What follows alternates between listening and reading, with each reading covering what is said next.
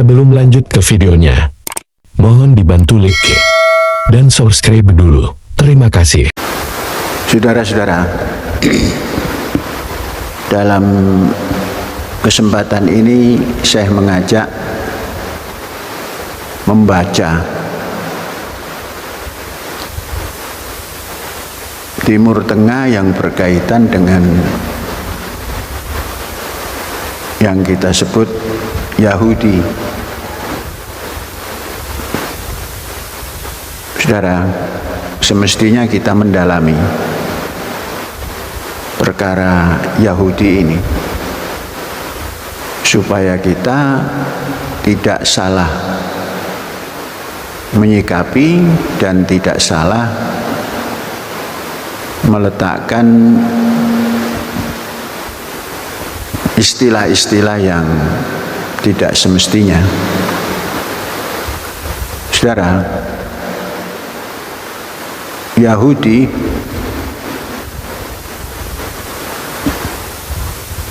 itu tidak terlepas daripada Ibrahim alaihissalam. Sama halnya dengan Ismail, tidak lepas daripada Ibrahim alaihissalam yang nanti menurunkan keturunan yang membawa din al-Islam. Seperti kita sudah pahami bahwa Nabi Ibrahim mempunyai istri yang diistilahkan memiliki hak waris kepada Nabi Ibrahim, itu adalah Siti Sarah. Kalau orang Jawa bilang pakai Siti. Siti itu Sayyidah, dijawakan menjadi Siti. Kalau Sayyidnya menjadi Sidi, mengikut bahasa Minang. Sidi dan Siti. Siti Sarah.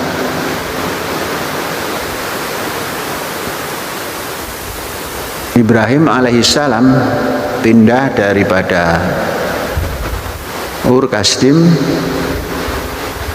sudah bersama istri, di mana istri itu adalah dulur misannya sendiri, juga bersama keponakannya yang namanya Lut alaihissalam, yang kemudian juga jadi nabi. Serombongan sampailah di Kan'an, dan Kan'an itu kemudian menjadi nama Palestina yang hari ini milik Nabi Ibrahim dan keturunannya tentunya. Palestina. Di Palestina itulah lahir putra Nabi Ibrahim dari Bunda Hajar. Bunda Hajar ini istri yang diberikan oleh Bunda Sarah.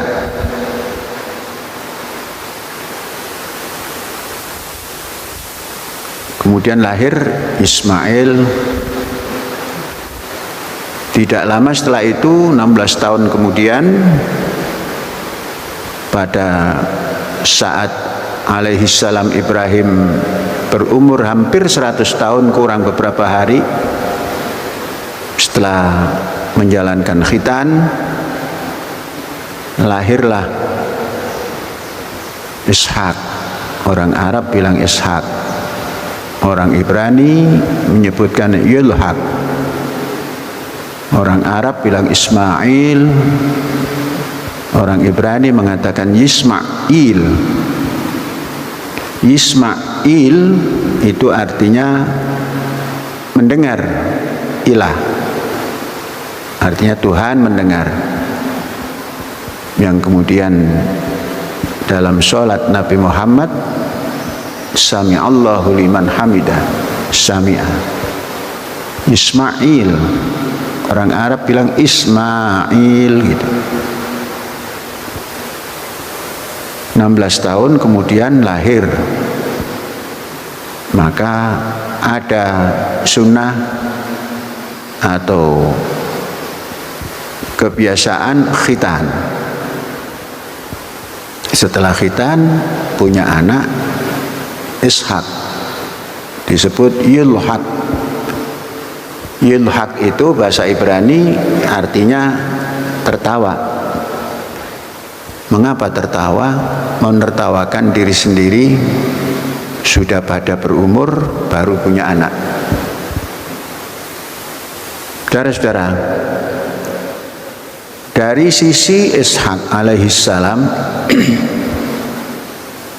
lahir putra 2 kembar.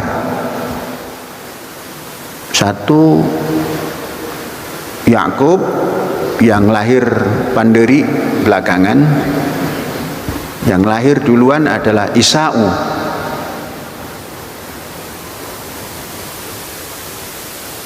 Jadi Yakub itu kalau dalam bahasa Ibrani memegang kaki, artinya gandoli kaki sang dulur yang lahir pertama. Dan agak sedikit hawak, inginnya menang. Nah, di dalam peralihan kekuasaan itu semestinya pada Isau, tapi Isau menjual waris. Nanti kalau ayah kita memberikan warisan kepemimpinan,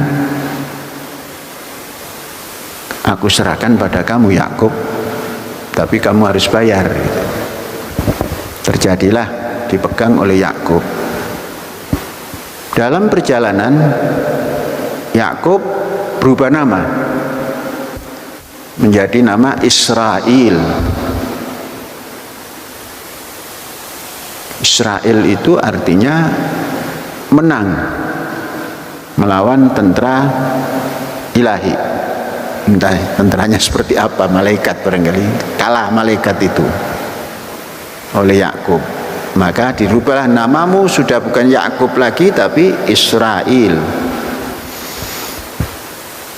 Saudara-saudara, Nabi Yakub atau Israel punya istri 2.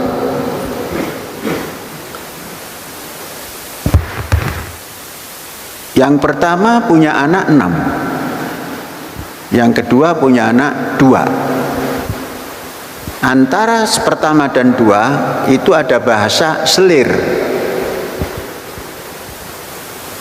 Nggak tahu bahasa Islam itu apa selir itu. Tapi dalam bahasa Al-Quran ada kata-kata begini, in wahabat nafsaha. Coba dibuka itu, ilar rasul, wahabat nafsaha ilar rasul.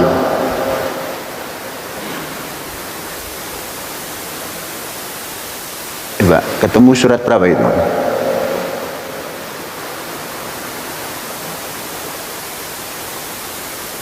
Surat berapa, ayat berapa itu? Yang memberikan dirinya untuk Rasul. Nah, cuma tidak tahu itu bahasanya itu selir atau apa. Biasanya selir itu Sultan Mataram. Punya selir banyak. Lin Nabiyyi, surat? Baca lengkapnya.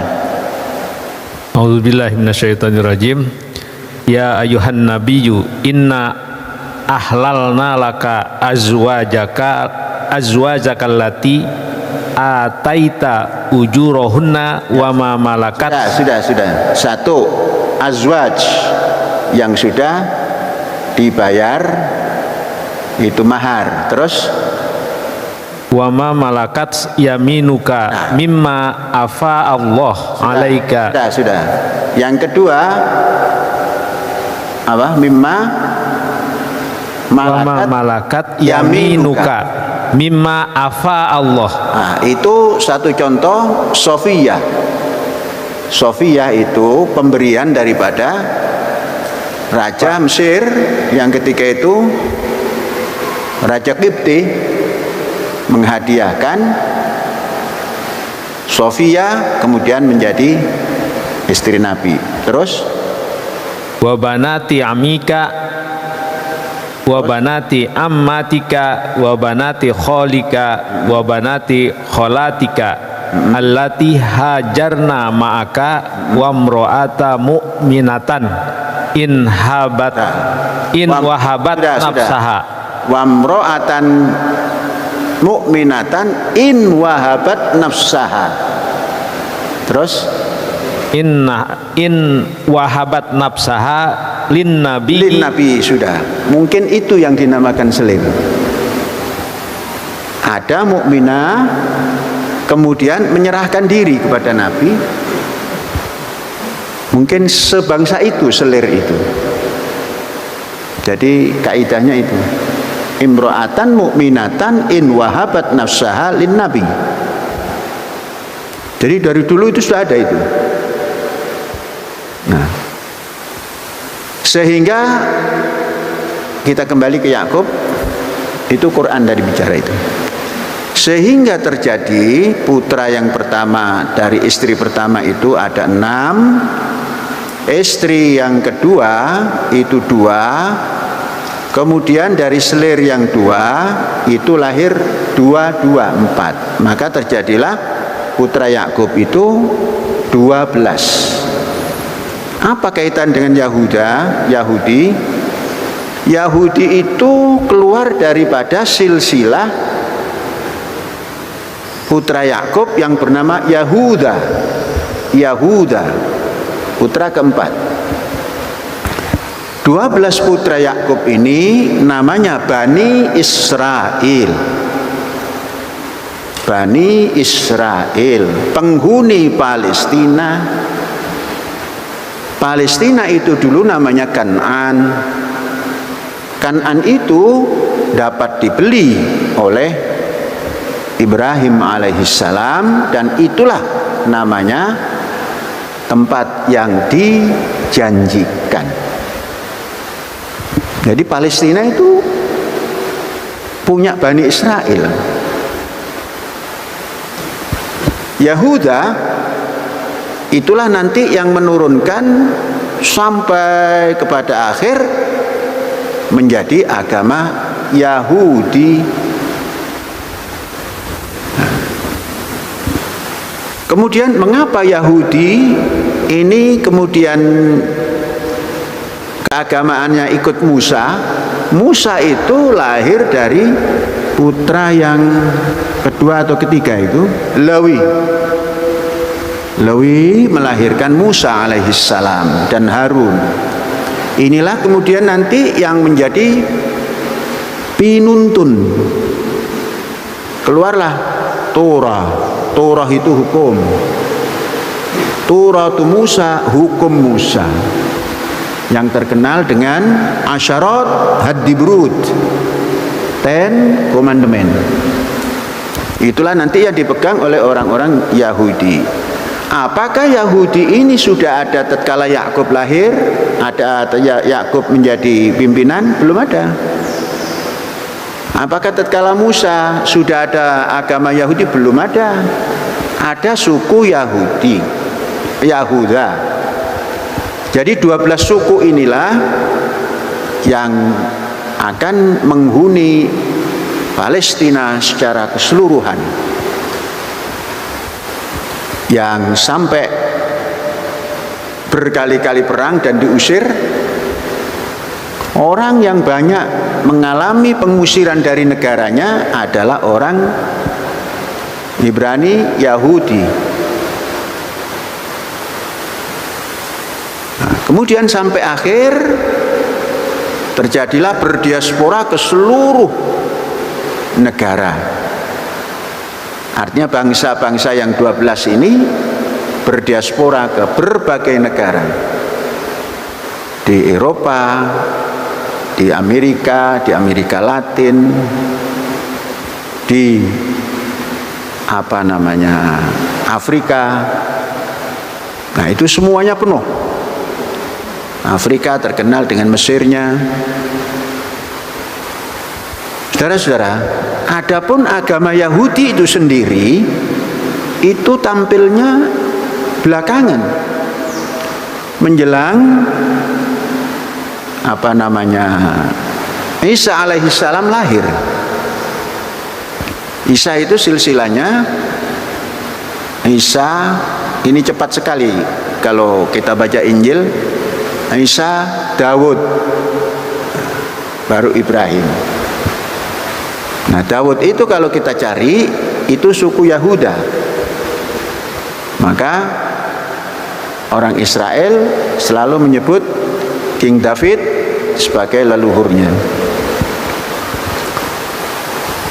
Antara tahun 350 sebelum Masehi baru ada reformasi, karena orang-orang Bani Israel ini mengembara kemana-mana dan membawa akidah yang macam-macam. Ada akidah Mesir dengan menyembah berhala sapi, ada akidah Romawi, ada akidah Persia dan lain-lain. Maka di sana ada reformasi sampai harus kembali kepada orde hidup baru. Nah, orde hidup baru tapi tuntunan lama. Sistemnya sistem baru. Itulah keluar Yudaisme. Yudaisme itu agama Yahudi. Saudara-saudara, menjelang tahun 75 sebelum Masehi atau 100, orang Romawi menghancurkan lagi kekuatan Bani Israel sampai tersapu habis. Tinggal beberapa kelompok saja yang mempertahankan agama ini.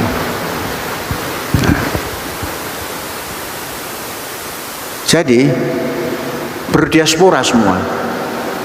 Tatkala berdiaspora itulah maka tumbuh keinginan untuk kembali ke Yerusalem, ke Masjidil Aqsa. Masjidil Aqsa itu ungkapan daripada Rasulullah Sallallahu Alaihi Wasallam yang sesungguhnya Masjidil Aqsa itu ya Yerusalem Al-Qudus, tempat para raja-raja Israel atau nabi-nabi Israel bersembahyang di situ. Disebut oleh Nabi Muhammad Baitul Maqdis itu adalah Masjidil Aqsa. Isinya ya kalau bahasa sekarangnya sinagognya orang Yahudi. Karena tersebar kemana-mana, maka semua ini ingin kembali. Baru terciptalah Zionis. Jadi kalau tadi Yahudi, ini Zionis. Zionis itu satu perjuangan untuk mengembalikan seluruh suku Bani Israel kembali ke Zion, Bukit Zion. Bukit Zion itu apa? Bukit Zion itu ya Bait Al-Maqdis, Masjidil Aqsa, atau bahasa orang sananya Yerusalem, atau bahasa besarnya Palestina, bumi yang dijanjikan, yang telah dibeli oleh Kanjeng Nabi Ibrahim. Bagaimana dengan orang Palestina hari ini? Orang Palestina hari ini itu masuk orang Arab Palestina itu masuk pada kira-kira tahun 700-an baru masuk, sehingga dibangunlah sana masjid menggantikan kuil-kuil Yahudi atau sinagog Yahudi, masuk tatkala Khilafah Utsmaniyah menguasai Palestina. Orang Arab dimasukkan. Jadi kalau dibaca sejarah seperti ini, itu memang bukan milik orang Arab, milik Bani Israel. Dan Bani Israel ini mengalami nasib yang luar biasa, diusir, dibunuh. Sampai zaman modern pun orang Israel itu jadi bulan-bulanan. Peristiwa keluarnya Bani Israel dari Spanyol bersama orang Islam. Kemudian ada yang pindah ke Jerman, ada yang pindah ke mana-mana, ditampunglah oleh Utsmani sehingga menjadi negara kedua setelah Israel. Jadi nasibnya terlunta-lunta. Maka berdirilah suatu cita-cita Zionisme, yakni ingin kembali ke Palestina, karena itu negara bapak moyangnya, dan negara Israel, negara Yakub, negara Bani Israel pada tahun 700 sudah dikuasai oleh orang Arab. Maka pertemuan orang Arab dan orang Israel itu memang dahsyat sejak awal. Siapa yang benar, siapa yang salah, sejarahnya begitu.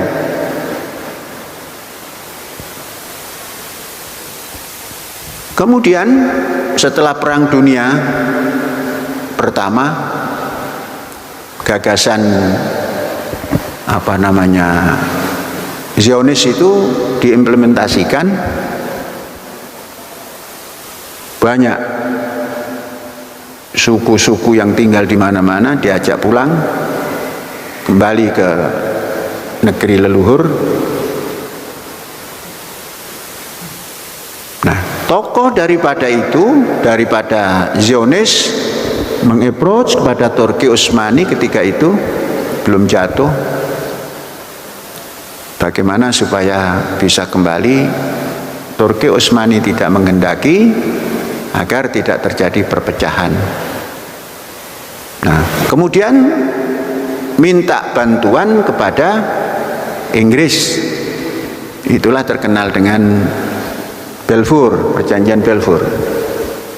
Dan ada tokoh Yahudi yang Bani Israel yang ada di Inggris, yang raja senjata,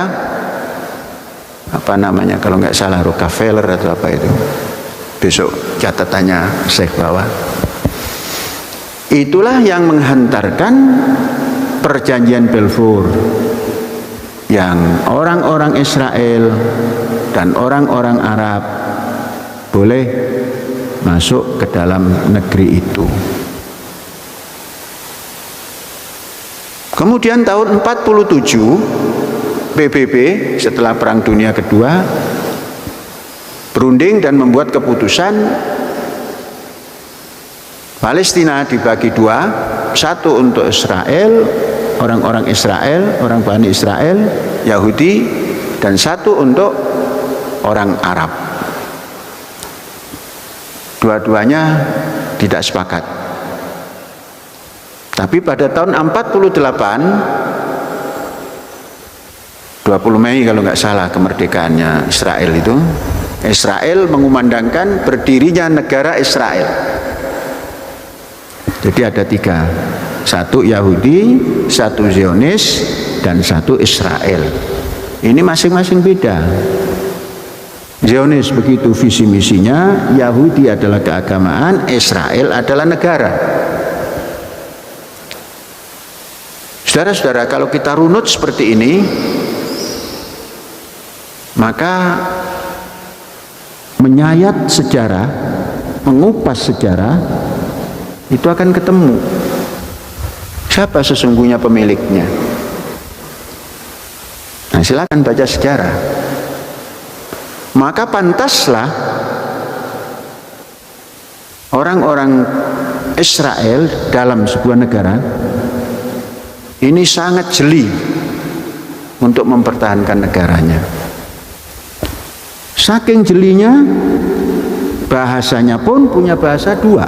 Satu bahasa Ibrani, satu bahasa Arab.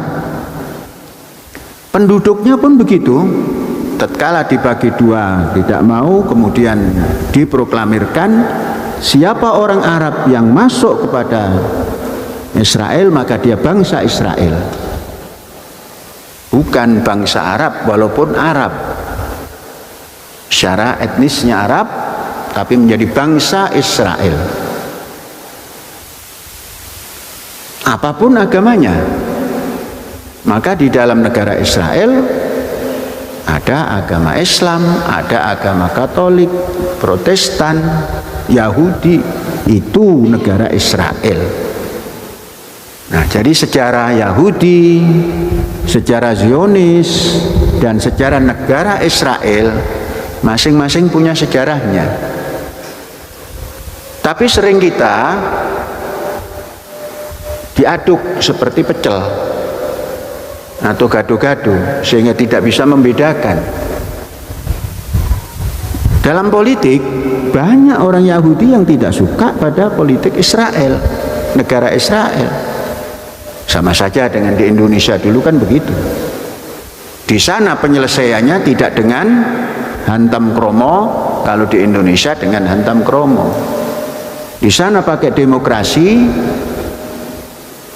di sini ya demokrasi,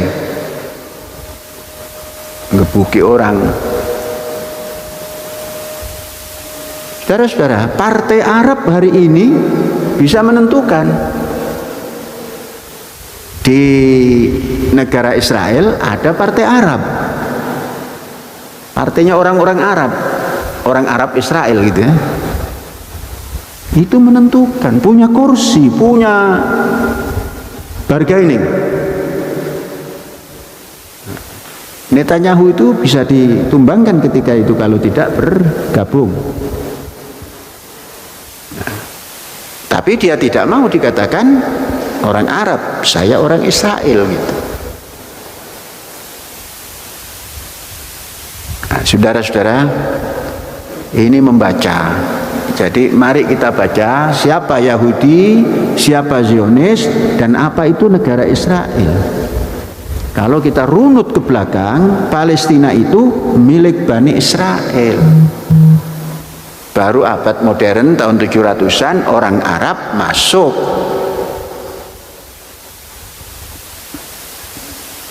Di saat Bani Israel terlunta-lunta di seantero jagat, maka tatkala Musa memimpin alaihissalam memimpin pasukan Ibrani dari Mesir, itu hari Sabat, maka keluarlah Ten Commandment. Satu di antara yang dimuliakan adalah Zkur has-Sabat, Asher hud sitiha min bet abadim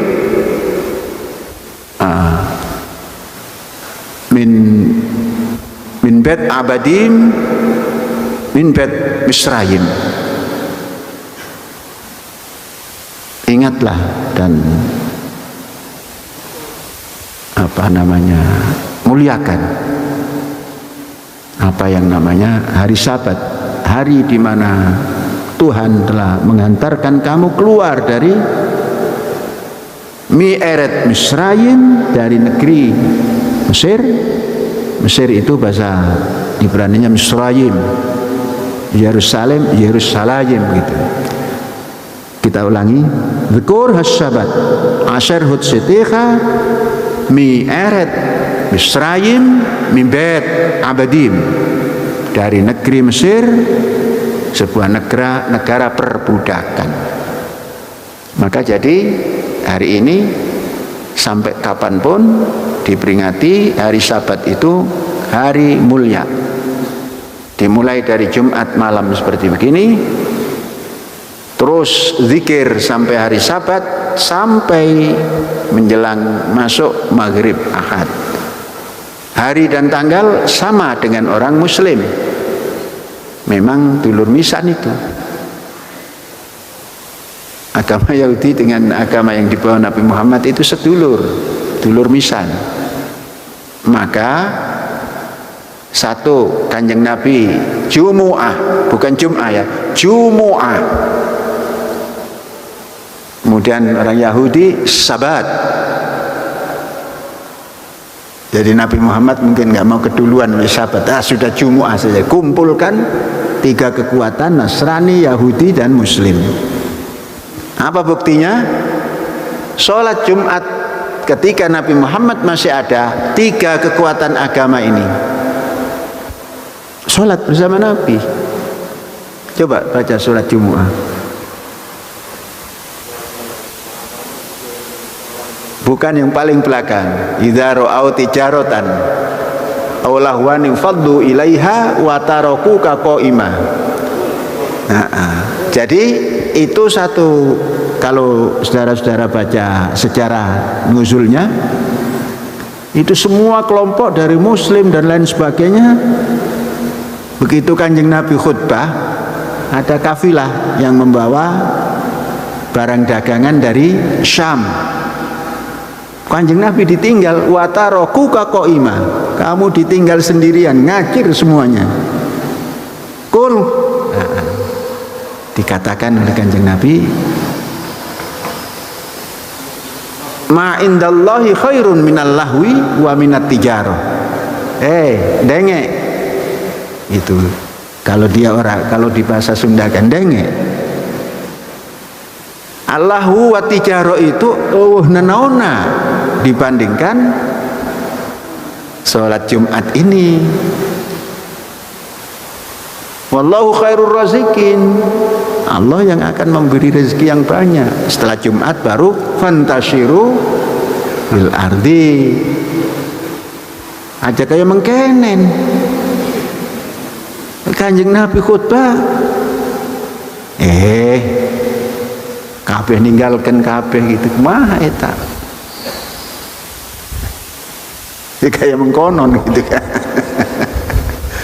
Nah, itu contoh bahwa dulu pada zaman Madinah seperti itu. Coba saudara bandingkan bagaimana kegigihan Bani Israel, agama Yahudi terusir, kemudian ingin kembali ke negaranya, berdiri negara, bukan negara apa itu ya, umpama negara Simon Peres gitu kan, enggak, atau negara Simeon.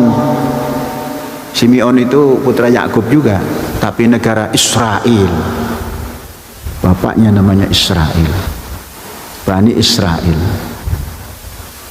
Tengok doa Nabi Musa. Wa idistasqa Musa liqaumihi anidrib bi'asokal hajar fanfajarat min husnata asyrata aina.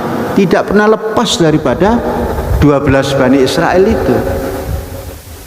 Sampai mencari air, ini letterleknya ya, suruh memukul batu, keluarlah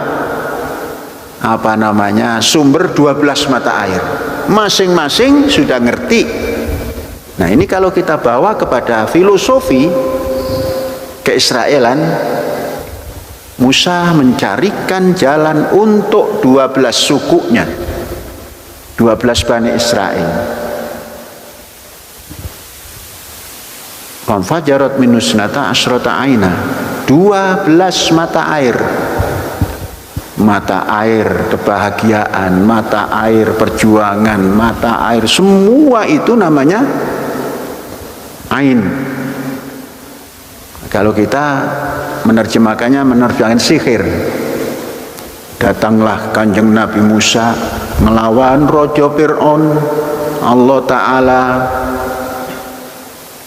ini kuoso, itu dulu ada kentrung begitu. Kumprang kumprung kumprang kumprung, Nabi Musa ngelawan Raja Fir'aun. Allah Ta'ala kuwasa, Nabi Musa nggawa teken, nah gitu. Teken seperti anggota pembina kita yang bawa teken itu, entah untuk apa itu. Nah, digepuk watu keluar rolas sumber banyu. Nah, itu kalau diterjemahkan begitu. Tapi kalau kita terjemahkan filosofi, Bani Israel tidak pernah lepas dari 12 ini. Sampai sekarang 12 suku itu ada di situ. Coba lihat yang diperjuangkan Nabi Muhammad, sama sekali gak ada yang memperjuangkan.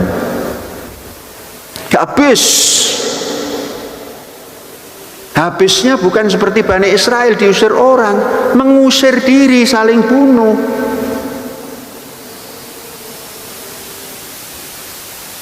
Yang menang Raja Sangut,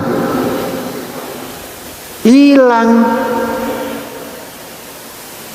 warisannya hilang, SHM-nya hilang, sertifikat hak milik Madinahnya hilang. Ya, SHM itu sertifikat hak milik Madinah, diambil oleh Raja Sangut, padahal dulu tidak ada raja. Kanjeng Nabi, kalau bahasa sininya kanjeng, sama dengan bahasa Gresik sana, kanjeng Nabi Adonai Muhammad.